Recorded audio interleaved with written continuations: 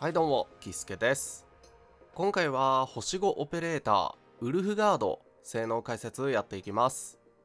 最近、ロッシが実装したことで、再度注目されているお兄ちゃんです。ウルフガードは戦技と連携技で灼熱付着を付与し、必殺技で強制的に燃焼状態にする術師オペレーターの鏡みたいな性能をしてます。今回はそんなウルフガードの使い方、性能、編成例、おすすめの装備、さらにはロッシュとの相性はどうなのか、分かりやすく解説していきます。よければ最後まで見ていってください。それでは行きましょう。それではウルフガードの性能解説やっていきます。まずは戦技。戦技を発動すると連続射撃で灼熱ダメージを与え、最後の一撃で灼熱付着を付与します。この時敵が燃焼または感電状態の場合、灼熱付着は付与されず、その状態を消費して追加で1回攻撃し、高い灼熱ダメージを与えます。この追加攻撃のダメージ倍率がとんでもないんですよね。おそらくウルフガードを使ってるほとんどの人が灼熱付着や燃焼を付与するためだけに使ってますよね。ただ実はウルフガードはメインアタッカー適性もあります。この戦技の追加ダメージ倍率はスキルレベル9の段階で 680%。 分かりやすい比較対象で言うと、同じく戦技で追加ダメージを発生させるレイバテインはスキルレベル9の段階で 616% です。パーティーのメインアタッカーを担う突撃オペレーターが豪華を4つ貯めてようやく出せる追加攻撃よりも倍率が高いという、とんでもないことですよ。追加攻撃の発動条件も燃焼か感電なんで、ペリカと組み合わせたりウルフガードが必殺技を使うだけで条件を満たせます。いつも使ってるメインアタッカーに飽きてきた人はメインアタッカーとして育ててみても面白いかもしれないですね。続いて連携技。連携技は敵がアーツ付着状態になった時に発動可能。目標位置にグレネードを投げ、範囲内の敵に灼熱ダメージと灼熱付着を付与します。クールタイムは20秒と少し長めですが、発動条件も緩く簡単に灼熱付着できるんで優秀なスキルです。続いて必殺技。必殺技を発動すると素早く周囲の敵に射撃を行い、5回の灼熱ダメージを与え、強制的に燃焼状態にします。1回1回のダメージ倍率はスキルレベル9の段階で 58% とほんと大したことないんですが、複数の敵を強制的に燃焼状態にできるというのがめちゃくちゃ強い。燃焼状態と相性のいいオペレーターと組み合わせてもいいですし、ウルフガード自身が必殺技からの戦技でダメージを出していけますから、非常に便利な必殺技です。ロッシュの素質効果とも相性がいいですよね。最後にウルフガードの素質を見ていきましょう。素質1では燃焼を発動させるたびに10秒間持続する灼熱の騎馬状態を獲得。持続時間中自身の灼熱ダメージがプラス 30% されます。必殺技で燃焼状態にしてから戦技で追加攻撃を発動させれば、この 30% のバフが乗りますから、とんでもないダメージを出せるようになります。ウルフガードをメインアタッカー運用したい時に頼りになる効果です。素質2では戦技で敵のアーツ以上を消費すると SP が10変換されるというもの。こちらもメインアタッカー運用するときに役立ちます。これでわかる通り、素質効果が両方アタッカー向けなんですよね。なので灼熱や燃焼を付与するためだけにウルフガードを使ってると、あまり意識する必要はありません。ここからは潜在能力とおすすめ突数を見ていきます。潜在1では筋力プラス15、敏捷プラス15。潜在2では素質2が強化、返ってくる SP がさらにプラス10されます。潜在3では素質1で発動する灼熱の騎馬状態の時に戦技の追加攻撃を発動すると、灼熱の騎馬の持続時間が即座にリセット。さらにチーム内のオペレーターにも基礎効果 ×50% の灼熱の牙を付与します。灼熱ダメージアップの効果がウルフガード以外にも載せられる素質なんで、レーバテインやロッシュと相性がいいですよね。ただこの効果を発動させるには戦技の追加攻撃を発動させないといけませんから、やはりメインアタッカー運用で輝く効果だと思います。潜在4では必殺技に必要な必殺チャージ -15%、 潜在5貫突では必殺技を発動すると連携技のクールダウン時間が即座にリセットされるというもの。これはアタッカー運用でもサポート運用でも役立つ能力です。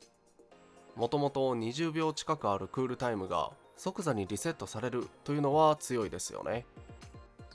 おすすめは貫突ですかね。必殺技からの連携技リセットでバンバン灼熱付着を付与できます。ウルフガードは星5オペレーターで狙って貫突を目指すようなオペレーターではないんですけど、可能なら貫突したいです。ここからは育成周りや装備に関して解説していきます。まずスキル育成優先度は戦技、時点で連携技、時点で必殺技、時点で通常攻撃になります。特化に関しては灼熱や燃焼を付与するためだけに使いたいならする必要はありません。メインアタッカー運用したい場合は戦技を特化させましょう。特化3にした時のダメージ倍率は追加攻撃を合わせると 1080% にもなるんで、想像以上の火力が出ます。武器は同類強食、くさび、合理的決別から選択していきましょう。付着するだけのサポート要員ならぶっちゃけ武器はどれでもいいんですけど、メインアタッカー運用したい場合は同類強食が最適となります。同類強食はメイン能力値とアーツダメージが上昇、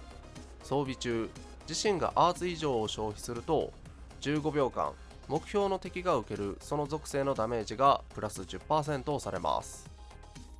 戦技の追加攻撃で燃焼状態を消費すればこの効果が発動するんで、簡単にデバフを付与できます。でこれは敵に付与するデバフなんで、味方に灼熱オペレーターがいればそのオペレーターも恩恵を受けられます。ただサポート運用する場合、わざわざ SP を使って燃焼を消費するタイミングがほぼなくて、能力が腐ってしまうことが多いので注意しましょう。装備はメインアタッカー運用する場合、骨砕3セットプラス胴体に火山用パワードスーツがおすすめ。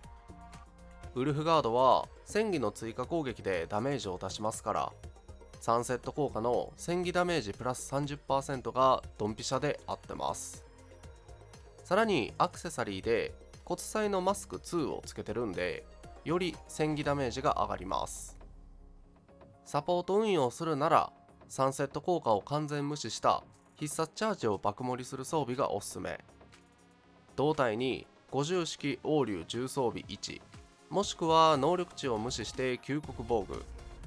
腕にルテンガントレット、アクセサリーに旧国印象ですね。貫突してると必殺技を発動すれば連携技をリセットできますから、燃焼状態を活かせるオペレーターレーバテインやロッシュのために必殺チャージを持っていきましょう。ここからはウルフガードを使用したパーティー編成例をいくつかご紹介。まずはウルフガードをメインアタッカーにした編成。ウルフガードは感電でも戦技の追加攻撃が発動するんで、簡単に感電状態にできるペリカを採用。連携技から即座に燃焼状態にしたいのでアーツ付着できて、かつ火力の高いタンタンを採用。あとはギルベルタかアルデリアあたりでパーティー全体を強化してあげましょう。ローテーションもものすごく簡単で、重攻撃でペリカの感電でウルフガードの戦技で消費、タンタンの戦技で寒冷付着、ウルフガードの連携技で燃焼状態にして戦技で消費と、他のメインアタッカーみたいに必殺技でドカンと火力を出すみたいなオペレーターじゃないんで、めちゃくちゃ簡単です。続いてレーバテインをメインにしたパーティー。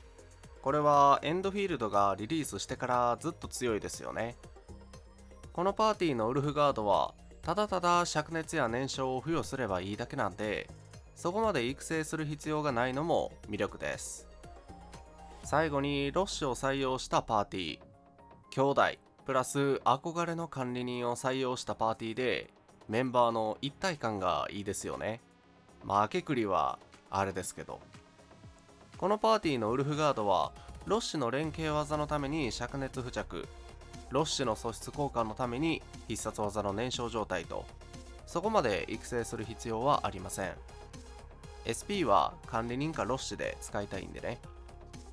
で、追加攻撃で燃焼状態を消費しちゃうとロッシュの素質効果が発動しなくなっちゃうんで、そこは注意しましょう。それではローテーションを解説していきます。開幕ウルフガードの戦技で灼熱付着、そのまま管理人とウルフガードの連携技をつなげて管理人の戦技でクラッシュ付与、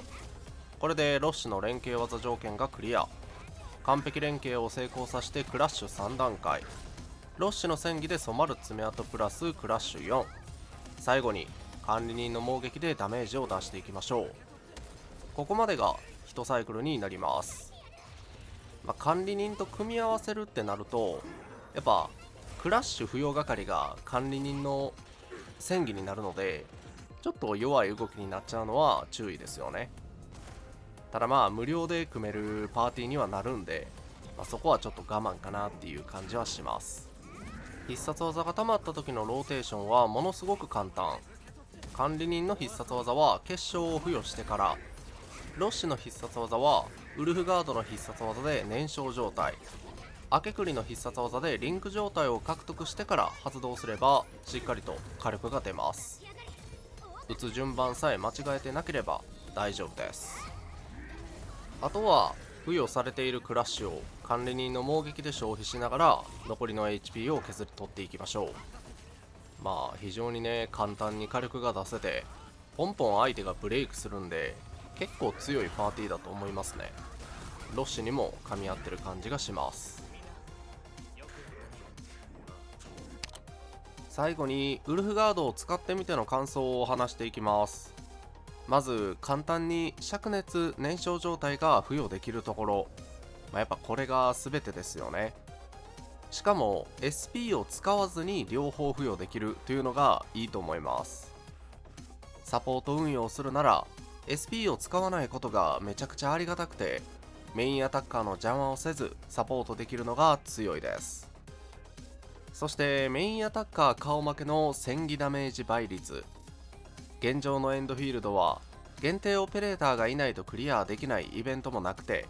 割と好きなオペレーターで遊べるんで、ウルフガードをメインアタッカーとして使う選択肢があるというのは嬉しいですよね。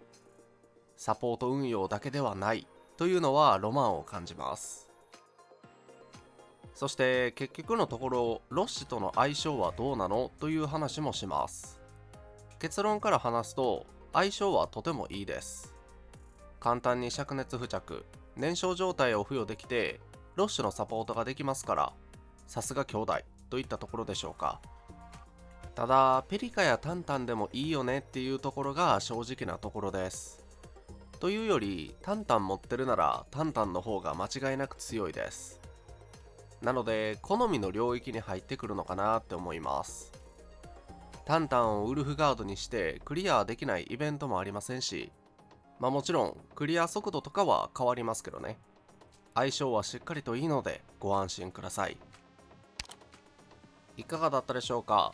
今回は星5オペレーターウルフガード性能解説でした。さすがロッシュのお兄ちゃん、相性が良くて使いやすくて術師オペレーターの鏡みたいな性能でしたね。